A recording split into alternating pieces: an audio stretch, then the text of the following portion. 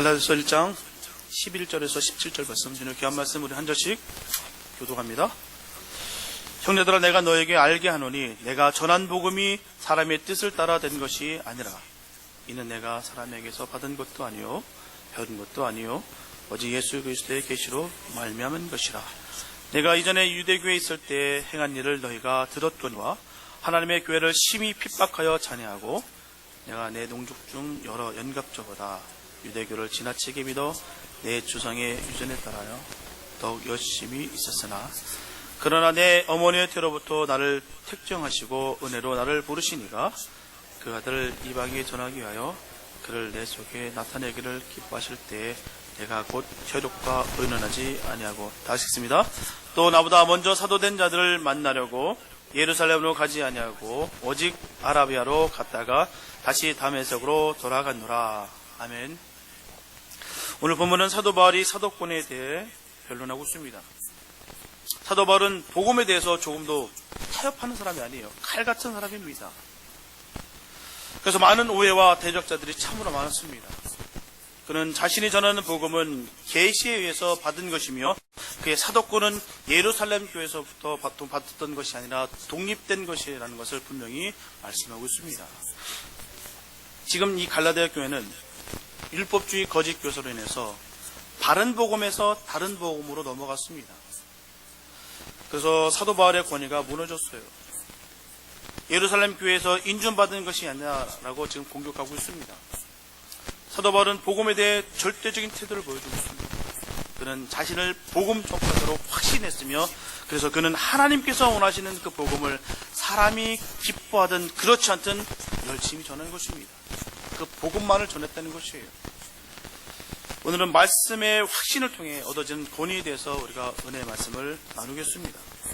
진짜 복음의 확신이 없으면 말씀의 권위가 없습니다. 권위가 무너지게 됐어요. 본문 11절과 12절에 보면 형제들아, 내가 너에게 알게 하노니 내가 전한 복음이 사람의 뜻을 따라 된 것이 아니라 이는 내가 사람에게서 받은 것도 아니요 배운 것도 아니요 오직 예수 그리스도의 계시로 말미암은 것이라. 여기서 보면 형제들아 라고 부르고 있어요. 형제들아. 지금 거짓 교사로부터 속아서 지금 이 갈라디아 교회는 지금 사도 바울에게 등을 돌렸습니다. 배신감도 있었을 텐데도 불구하고 사도 바울은 그들을 사랑하는 마음으로 따뜻하게 부르고 있습니다. 형제들아. 사실 욕을 해도 부족할 부분인데 시원찮을 텐데 지금 용서하는 마음으로 부르고 있다는 사실입니다. 왜냐하면 이들은 사도 바울에게 있어서 목회의 대상이었어요. 키우던 양이었습니다. 속성하지만 자기의 마음을 그대로 마음에 품고 있다는 것입니다. 드러내지 아니하고. 그래서 목회자는 절제하는 태도가 참 중요해요. 사도 바울의 속은 썩어 문드러질 지경이라도 그는 그 입에서 형제들아 라고 부드럽게 부르고 있다는 것입니다. 마찬가지입니다. 목회자들 마찬가지예요. 그 마음에 정말 아픕니다. 때리면 아프고요. 던지고 꼬집으면 상처 입습니다. 똑같아요. 목사력에서 다른 건 아닙니다. 똑같은 사람이에요. 그러나 우리는 경건을 요구합니다. 그러나 마찬가지로 우리 성도들도 경건의 의미를 갖고 있어야 되는 것입니다. 그러나 우리가 정말 그렇게 속상한 일이 있을 때 정말 기분 나빠서 내 의도를 다 드러내고 폭파해버리면요 속은 시원합니다. 시원합니다. 그러나 주일은 망칩니다. 무너져버려요. 결국 누가 가장 좋아하느냐? 사단이 좋아합니다. 그거 알기 때문에 모든 목회자들은 견딥니다. 참습니다. 사도 바울도 마찬가지예요. 사단이 좋아하는 일을 뻔히 알고 있기 때문에 참는 거예요. 모든 주의 종들은 마찬가지입니다. 사단은요 자꾸 시비를 걸어요. 자꾸 깐족거립니다. 그런데도 불구하고 몸으로 부딪히지 않습니다. 왜냐고 진정한 성도는 선으로 악을 이깁니다. 선한 싸움을 한다는 것이에요. 선한 싸움이 뭐겠습니까? 사랑으로 싸우는 것이에요. 정말 선한 싸움이 아니라 그냥 싸움이면요 폭력과 또한 물리적으로 싸워야 되겠죠. 악에 받쳐 싸우겠죠. 악에 받쳐 싸우는 결코 하나님의 싸움이 아닙니다. 선한 사람이 아니에요. 고린도전서 4장 1절에 보면 사람이 마땅히 우리를 그리스도의 일꾼이요 하나님의 비밀을 맡은 자로 여길지어다라고 기록되어 있습니다. 여기서 맡은 자라는 그 의미는 내 뜻이 없다는 것입니다. 맡은 자는 뜻이 없다는 것입니다. 반드시 맡긴 분의 뜻대로 해야 된다는 것이에요. 그래서 상황이 중요치가 않습니다. 주님이 맡기셨다라면 목숨 걸고 해야 되는 것이에요.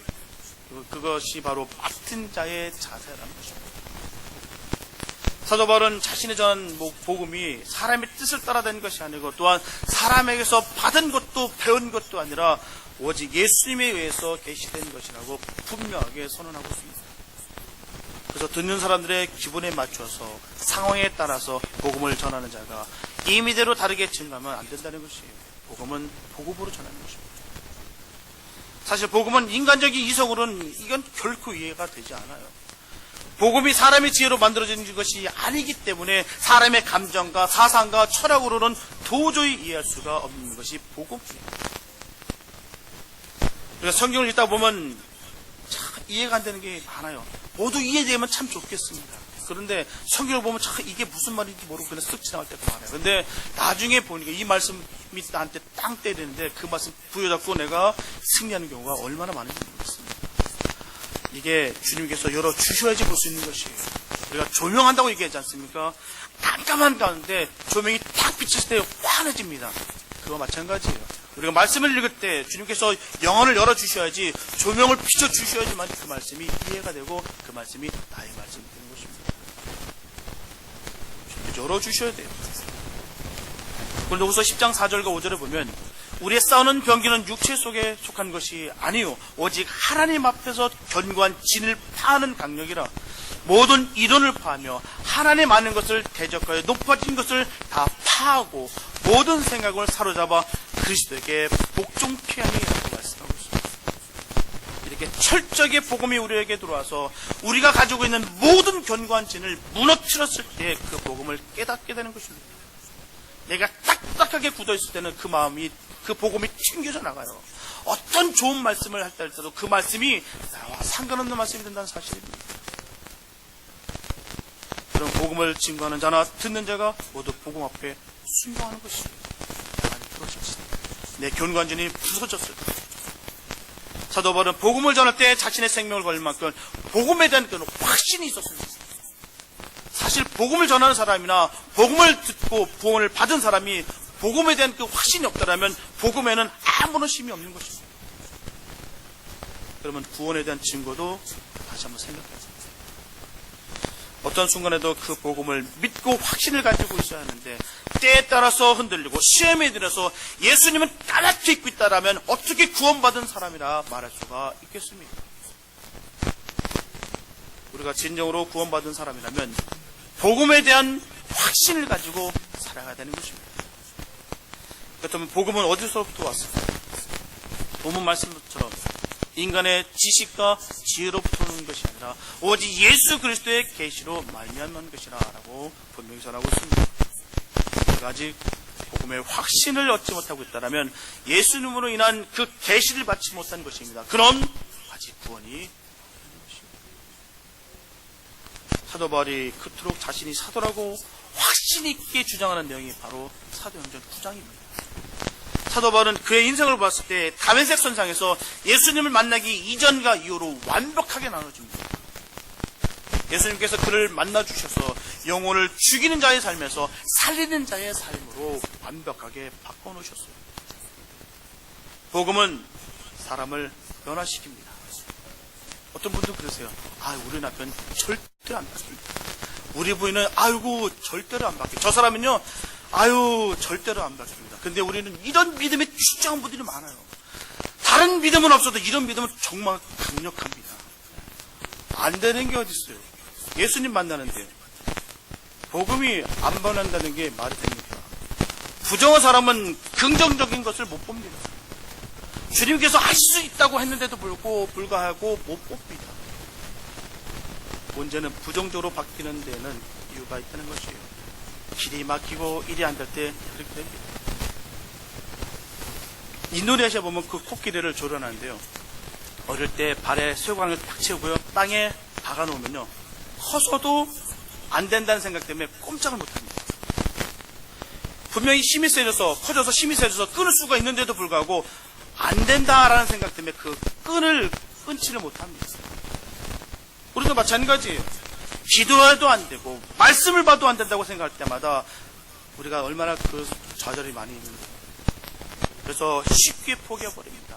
안 된다고 포기하면 뭐 변화는 없습니다. 저도 예전에 굉장히 예민한 사람이었어요. 정말 예민한 것으로 따지면요, 어느 누구한테도 앉을 자신 있었어요. 정말 예민한 사람이었어요. 저는 잠을 자도요 다 들립니다. 푹 자본 적이 없어요. 그런데 감사하게도 체력은 좋아서 피곤하면 또 못 느껴요. 그때는 그랬습니다. 근데 하나님 만나고 내가 거듭나고 변화돼서 예민함은 많이 사라졌는데요, 정말 부작용이 있습니다.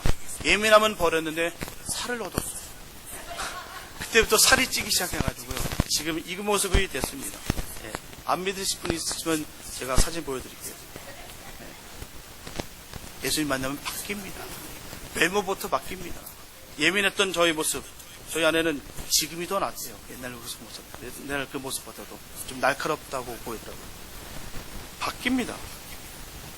분명한 것은 하나님은 영혼을 바꾸시려고 분명히 공을 들이십니다. 상황과 형편을 통해서라도 꼭 바꾸신다는 것이에요. 주님은 저와 여러분들을 포기하지 않습니다. 우리가 예배를 드리는 이유가 뭐가 있겠습니까?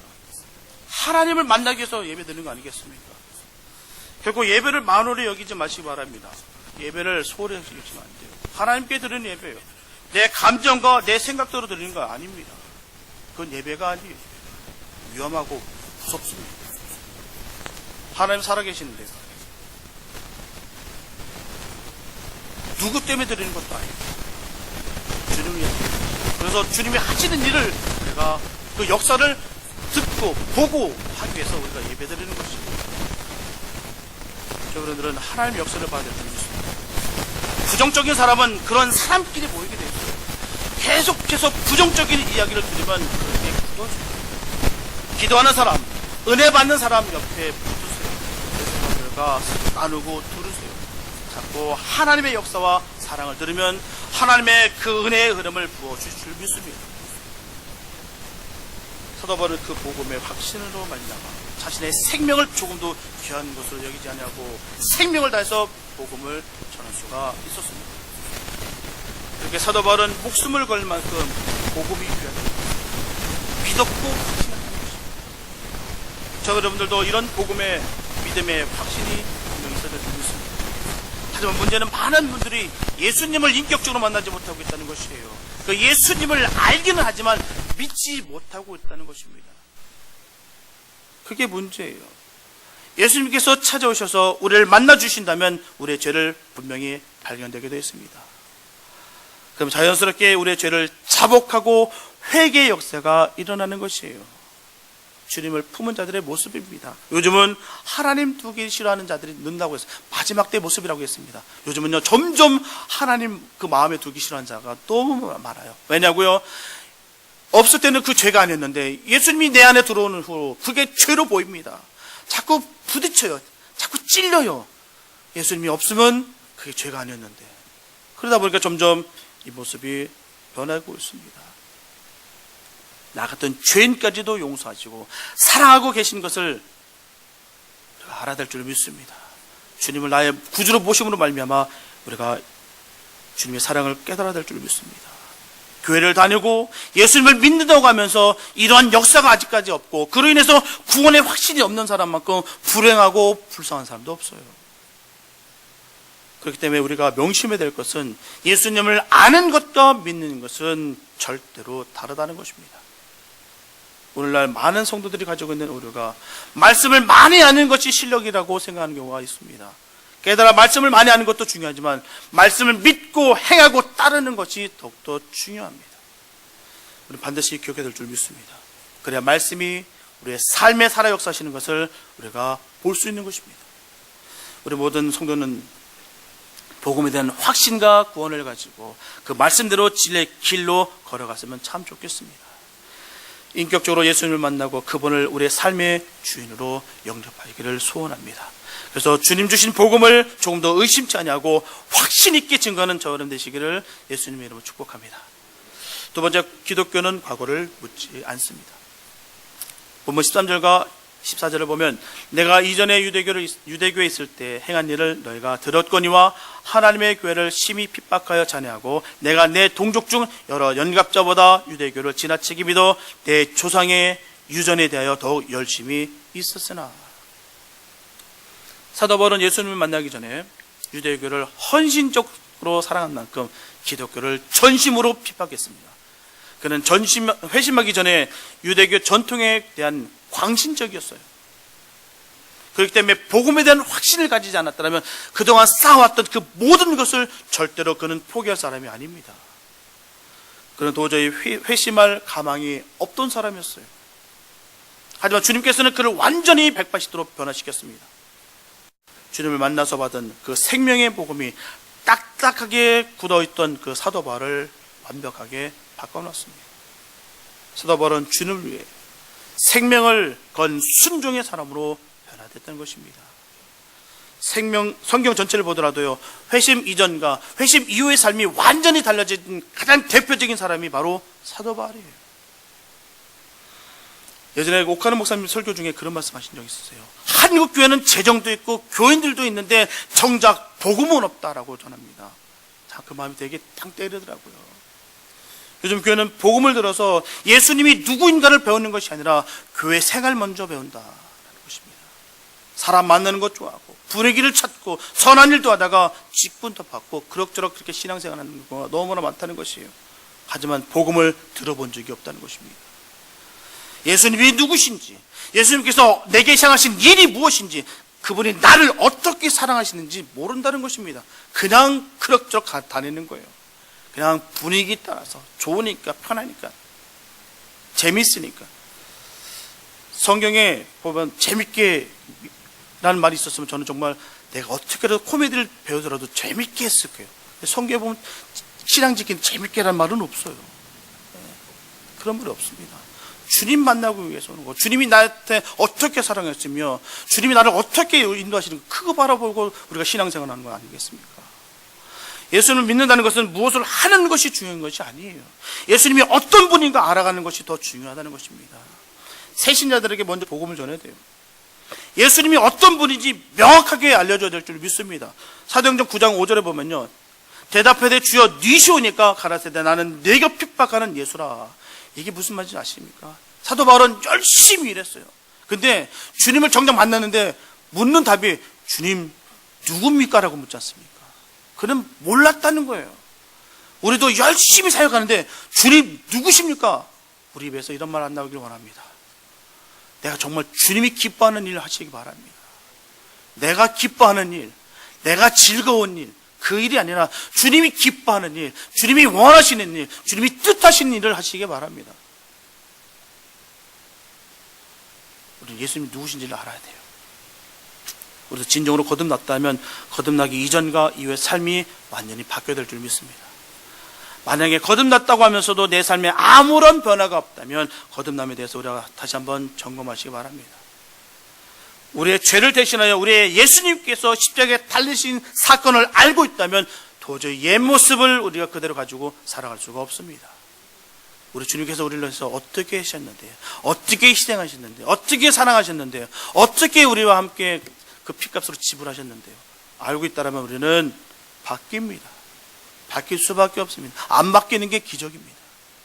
우리가 안다라면, 주님을 정말 내가 안다라면.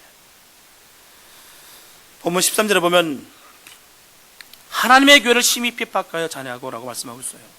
이 말씀은 사도 바울이 예수님을 만나기 전에 유대교의 신앙에 따라서 하나님을 위해 열심히 섬기고자 했다라는 것입니다. 그래서 떠는 것이에요. 헬라 원어를 살펴보면 핍박하다라는 그 말은 디오코라고 되어 있는데요, 추적하다, 박해하다라는 뜻을 갖고 있습니다. 그리고 잔해하다라는 말은요, 원어로 포르테오라고 되어 있는데요, 빼앗다, 파괴하다라는 말로 사용됩니다. 한마디로 하나님의 교회를 추적하여서 파괴했다라는 것이에요. 아주 집요했다는 것입니다. 그가 옳다라고 생각했던 것에 더욱 열심을 품으면 품을수록 예수 믿는 자들을 더욱더 잔인하고 또한 악랄하게 핍박했다는 것이에요. 사도 바울의 오직 목표가 기독교 자체를 이 땅 가운데 말살시키려어요. 아예 없애버리려고 했습니다. 그 당시 사도 바울의 행동은 유대 사람들에게 박수받을 만한 일이었습니다. 하지만 그가 생명의 주님을 만나 회심하고 나서 본격적으로 주님의 사역을 하였을 때 많은 어려움이 있었습니다. 죽음의 공포도 처해 있었고요. 수많은 아픔과 고통 속에 그가 있었습니다. 그때마다 사도 바울은 그토록 잔인했던 그 과거의 모습을 통해서 그들의 모습을 미워하고 증오했던 것이 아니라 사랑하고 용서했다는 것입니다. 그 모습이 나의 모습이었구나. 저 모습이 과거의 나의 모습이었구나 라고 여겼기 때문에 그가 끝까지 그들을 미워하고 증오했던 것이 아니라 끝까지 주님의 일을 감당할 수가 있었다는 것입니다. 우리에게도 이런 눈이 있었으면 참 좋겠어요. 세상신을 섬겼던, 주님을 모르고 옛날에 영원히 죽을 수밖에 없던 그 죄악 가운데 있었던 우리를 주님께서 건져내 주셨고요. 주님의 자녀 삼아 주셨습니다. 그러면 온전한 변화가 있어야 되는 것이에요. 저들의 모습을 보고 허물을 바라보면서 나의 모습을 발견하는 그런 지혜가 있어야 될 줄 믿습니다. 내가 예수 믿지 않았을 때 저 모습이 내 모습이었는데, 저 모습을 통해서 내가 예전에 나의 삶 가운데 있었는데 라고 바라보는 그런 우리 지혜가 있어야 될 줄 믿습니다.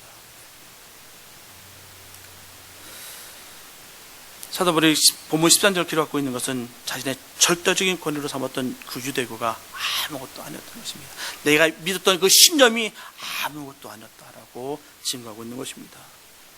단순히 인간적인 종교 집단인 것밖에 아니었구나. 그토록 사랑했던 하나님께서도 기뻐하지 않았다는 것을 그가 깨달았습니다. 그러니까 정말 내가 맡은 사역 가운데, 내가 지금 신앙생활 지켜가는 가운데 정말 주님께서 기뻐하는지 아닌지 늘 점검하시기 바랍니다.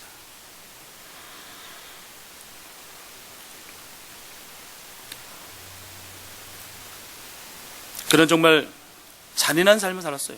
수많은 기독교인들을 잡아서 죽였습니다. 근데 그가 그럴 수밖에 없던 이유는, 누가 봐도 기독교는 그 당시 때, 누가 봐도 유대인으로 눈으로 봤을 때는 분명히 이단의 집단이었어요. 유대인의 눈으로 봤을 때는. 하다못해 세대 요한까지도 예수님 하시는 모습이 마음에 안 들어서 제자들을 시켜서 정말 당신이 우리가 기다리고 있는 그분이 맞냐라고 질문합니다. 병든 자와 창녀들 만나셨어요. 이들을 사랑하셨고 같이 자고 함께 식사하셨습니다.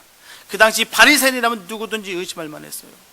신명기 21장 23절에 보면 나무에 달린 자는 하나님께 저주를 받았습니다 라는 그 말씀은요, 그 당시 유대인이라면, 지금도 유대인이라면 다 아는 말씀입니다. 그렇기 때문에 십자가에 달리신 예수님을 사도 바울의 눈에는 하나님의 저주받은 사람으로 밖에는 여기지 않았다는 것입니다. 그러므로 예수님을 믿는 자는 하나님을 능멸하는 자들이라서 그렇게 여겨서 그 집단을 경멸해야 한다고 그는 여겼습니다. 본문 13절과 14절에서 그가 열심을 다해서 예수님을 믿는 자들을 핍박할 수밖에 없었던 자신을 대변하고 또한 후회하고 있다는 것이에요. 우리가 정말 사도 바울을 바라보면서 우리의 모습을 온전히 발견했으면 좋겠습니다. 그렇게 믿고 내가 여겼던 것이 되돌아보니까 정말 창피하고 수치스럽다. 그런 일들이 얼마나 많은지 말도 못합니다. 그러기 전에 우리가 지혜가 있어야 될 줄 믿습니다.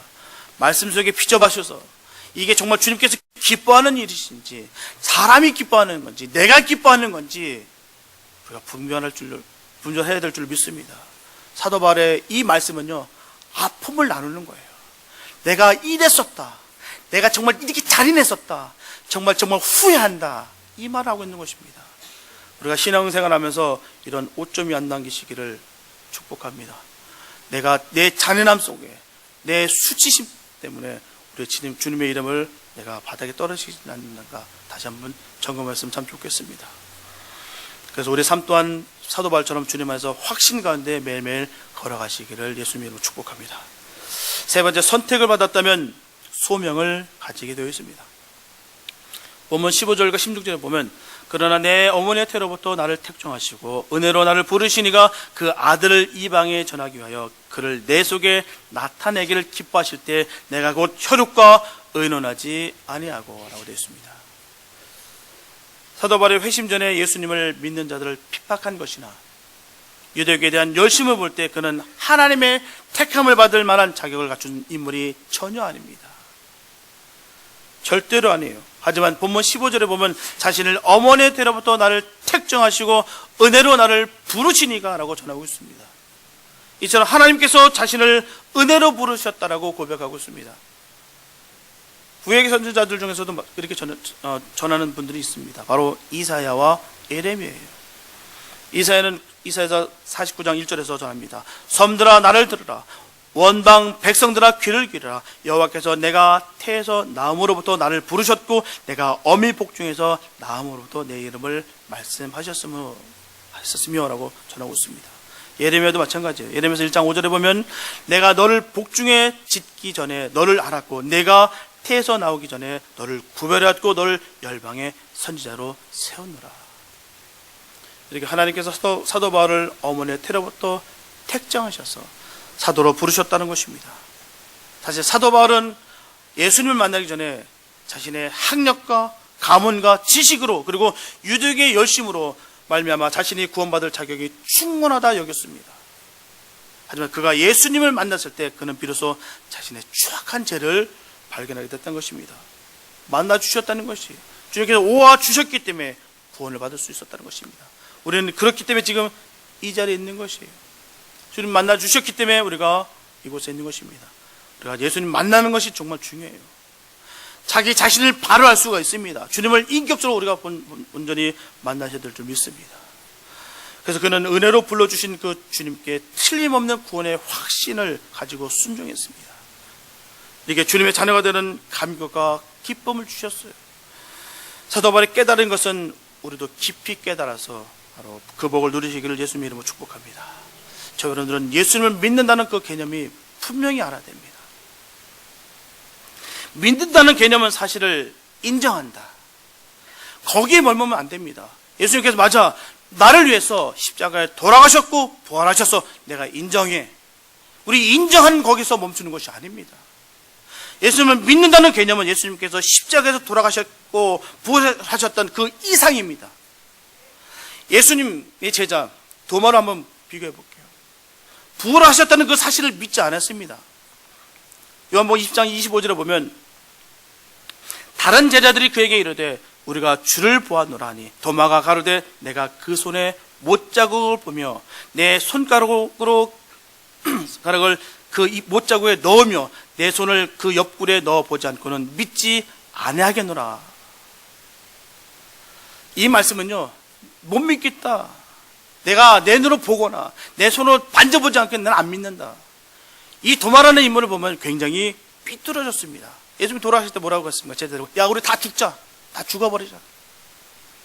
그리고 예수님께서 분명히 그 수많은 기적을 보여주셨고 함께 나눴는데도 불구하고요, 나는 그 예수님 안 믿어. 내가 내가 찔러보거나 내가 보지 않으면 나 안 믿어. 이 인물이 바로 도마입니다. 그런 도마에게 예수님께서 27절에서 전하십니다. 도마에게 이르시되 내 손가락을 이리 내밀어 내 손을 보고 내 손을 내밀어 내 옆구리에 넣어보라. 그리하고 믿음 없는 자가 되지 말고 믿는 자가 되라 라고 전하고 있습니다. 믿음 없는 자. 도마는 예수님의 제자였어요. 우리도 믿는다고 하지만 믿음 없는 경우가 얼마나 많은지 모릅니다. 우리가 정말 믿음 없는 자가 되지 말고 믿는 자 되시기 바랍니다. 믿는 자가 되어야 돼요. 28절에서 도마는 전합니다. 나의 주시며 나의 하나님이십니다 라고 합니다. 이렇게 고백하고 있어요. 이렇게 믿음이라는 것은요, 예수님께서 나의 주님이 되신다는 것입니다. 그분이 나의 하나님이 되신다는 것이에요. 이게 믿는 것입니다. 이게 믿음이에요. 내가 인정하는 것에서 멈추는 것이 아니라 이것을 내가 하나님의 주님이 나의 주님 되신다, 나의 하나님 되신다라는 걸 선언하는 것입니다. 우리의 믿음은 사실을 믿는 그 이상이어야 되는 것이에요. 인격적인 믿음, 살아 움직이는 그 믿음이어야 될 줄 믿습니다. 바로 예수님께서 나의 주인 되시는 믿음이어야 되는 것이에요. 바로 주님이 하라는 대로 하겠습니다라는 것입니다.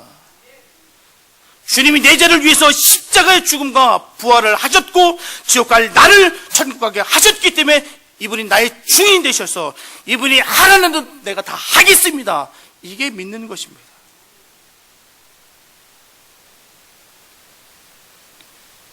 이게 진짜 믿음이에요. 예수님께서 말씀을 실천하는 것입니다. 예수님 그 말씀을 내가 따르는 것이에요. 그게 믿는 것입니다. 그래서 원수를 사랑하라부터 시작되는 것이에요. 원수를 사랑하라. 어떻게 그 말씀을 지킵니까? 내 마음속 미운데, 감정이 삭혀지지 않은데 주님이 시키시니까 하는 겁니다. 명령하시니까 하는 거예요. 그 말씀을 붙잡고 씨름하고 괴로워하고 힘들어하면서 그래도 주님의 말씀이기 때문에 주님의 말씀대로 내가 살겠습니다 라고 나아가는 것입니다. 이게 바로 진정한 믿음이에요. 우리 그런 믿음이 있어야 될 줄 믿습니다. 내가 예수님을 맞아 나를 위해서 십자가에 돌아가셨어. 맞아 나를 위해서 부활하셨어. 내가 인정해. 여기서 멈추는 것이 아닙니다. 하나님 말씀대로 사는 것이에요. 사는 것이 믿는 것입니다. 세상 사람들도 다 알아요, 예수를요. 그건 아는 게 아닙니다. 인정하는 데서 멈추는 것은 믿음이 아니에요. 내가 말씀대로 사는 것이 믿는 것입니다. 보면 16절에 보면 그 아들을 이방에 전하기 위하여 내가 곧 혈육과 의논을 내지 아니하고 라고 되어 있습니다. 그리고 본문 17절에 예루살렘을 가지 아니하고 아라비아로 갔다고 했어요. 이 말씀은 만약에 사도 바울이 혈육과 의논했다면 아마도 사도 바울의 사역의 길을 방해하고 막았을 것입니다. 온 가족이 반대했을 거예요. 가족이 반대하면 그보다 힘든 것이 없어요. 너무나 어렵습니다. 왜 안 막았겠습니까?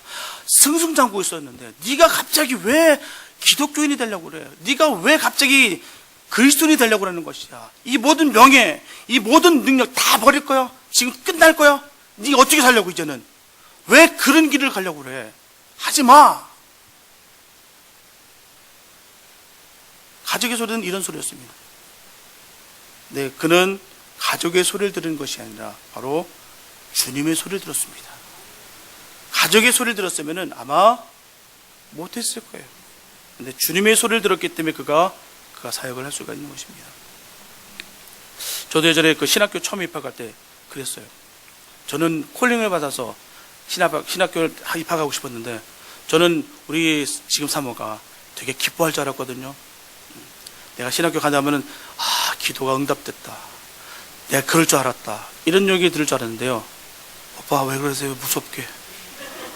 왜 그러세요? 자꾸 무서운 소리 왜 자꾸 무서운 소리 하세요? 왜 그러세요? 막 부들부들 떨더라고요. 그래도 착하니까 그래도 공부는 하세요 그러더라고요. 공부를 열심히 했어요. 공부하는데 내내 물어봐요. 저희 와이프가 공부만 하시는 거죠? 공부만 하시는 거죠? 계속 물어봐요. 근데 이게 되게 마음에 자꾸 부담이 되더라고요.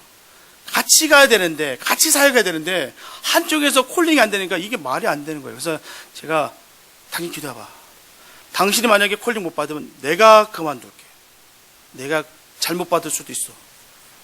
하나님께서 동시에 주시는 것이지 누구는 주고 누구는 안 주고 말이 안 된다.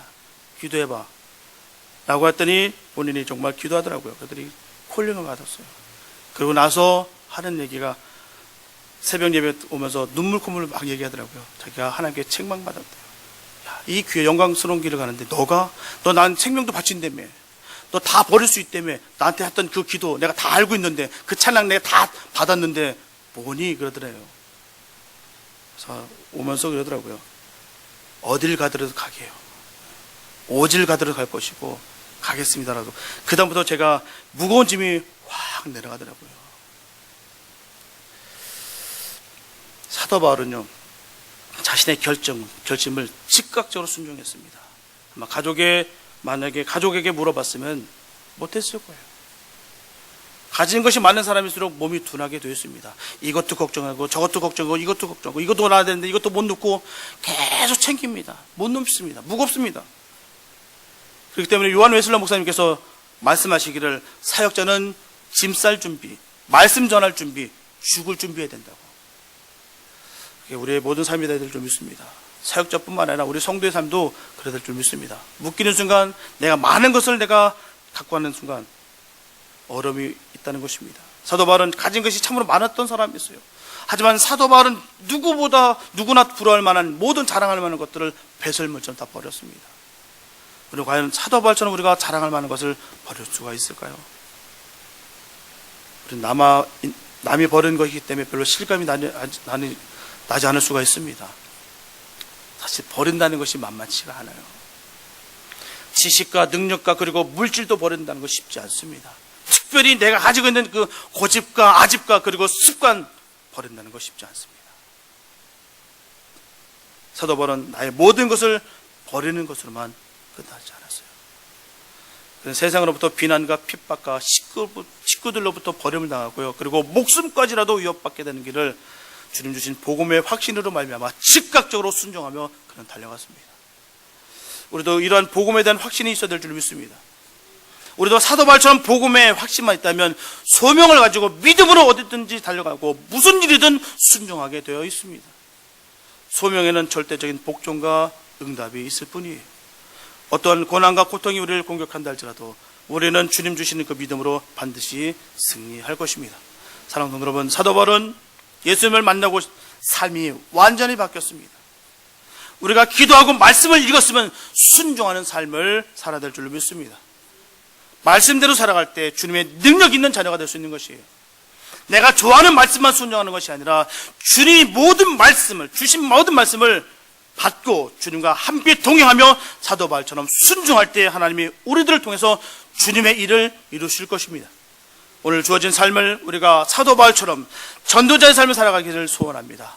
직장에서, 가정에서 능력의 주님과 동행하며 그 주님의 명령에 순종하며 은혜의 삶을 채워나가시기를 예수님의 이름으로 축원합니다. 기도합니다. 사랑주 감사합니다. 아버지, 우리가 주님께 속하기 원합니다. 정함 있는 믿음 주시옵소서. 세상에 속해 있는 것이 아니라, 세상에 우리가 살아갈지라도 세상에 속해 있는 것이 아니라 주님 편에 서 있는 저희들 다 되기 원합니다. 아버지, 주님 즉각적으로 주님께 순종할 수 있는 저희들 다 되게 도와주시고 내 마음 안에 있는 모든 감정을 다 꺾어주시고 오직 주님 말씀으로 채워주시옵소서. 주님 주신 은혜로 우리가 살기 원합니다. 아버지, 주님의 자녀된 권세를 누리며 승리할 수 있는 저희들 다 되게 도와주시고 우리가 주님께서 기뻐하는 일이 무엇인지 알고 깨달아 그 주님 기뻐하는 일 사모하며 살아갈 수 있는 저희들 다 되게 하여 주시옵소서. 주님께서 그럴 때 우리를 반드시 지켜줄 줄 믿습니다. 얼음 가운데 있다 할지라도 끝까지 주님께서 포기하지 아니하시고 저희를 건져내 주실 줄 믿습니다. 막아주실 줄 믿습니다. 오직 주님의 편에 서게 하여 주시옵소서. 주님께서 주신 그 뜻을 이루게 하여 주시옵소서. 주님 감사로 매일매일 살아갈 수 있는 저희들 다 되게 도와주시고 그 마음속에 평강과 평안이 늘 깃들게 하여 주시옵소서. 주님께서 주신 은혜가 넘칠 줄 믿습니다. 끝까지 주님을 사모하며 믿음을 지켜나가 승리할 수 있는 저희들 다 되게 인도하여 주시옵소서. 주께서 함께해 주실 줄 간절히 믿사옵고 우리를 권하신 예수님의 이름으로 기도했습니다. 아멘.